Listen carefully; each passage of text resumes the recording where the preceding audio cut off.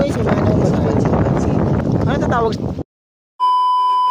Ay, naghanap-hanap pala ako kung meron nga ba ditong sinatawag nating suwaki dahil nga naman ito yung pakay natin dito sa Ibasanan. Nagsimula nga pala ako nito mga bandang alas 3 hanggang dito.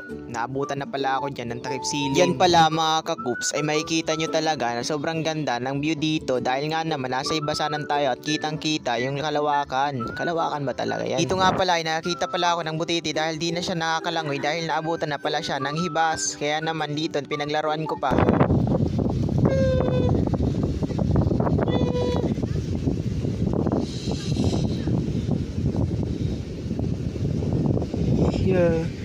Pakawala. Siyempre dahil mabait tayo ipapakawalan natin to para naman dumami sila.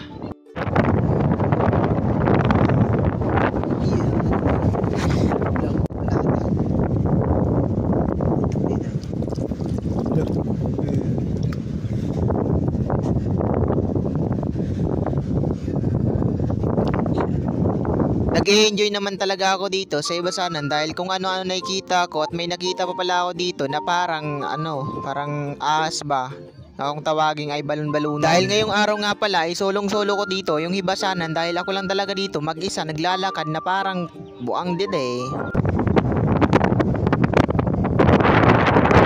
Dito nga ay mag-iisang oras na akong kakalakad ng lakad, hindi pa ako nakakita ng suwaki na kahit isa man lang hindi nagpapakita sa akin. Siguro naman naisip nila na wag magpakita dahil kakainin ko talaga sila. Dito nga ini-enjoy ko na lang yung paglalakad ko at kahit na wala akong makita okay lang sa akin basta nag-i-enjoy ako dito.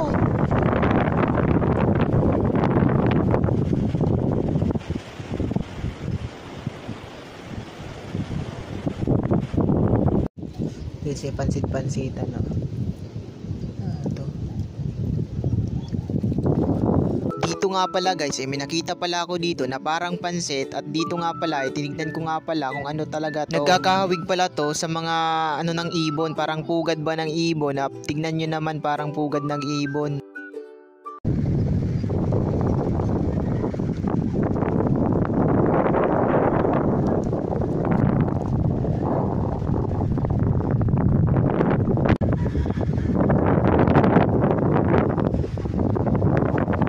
Dito nga ay napag-isip-isip ko na umuwi na lang kaysa naman wala maghintay doon at wala naman ako makukuha. Dito nga pala ay nahirapan pala akong umakyat dyan dahil tignan nyo naman walang hagdanan at dyan pala taakyat ka talaga dyan kung maliit-liit ka lang hindi ka maakyat dyan. Nagmala Spider-Man na naman si Kupal dyan no. Tignan nyo naman pero nakasurvive din sa pag-aakyat dyan.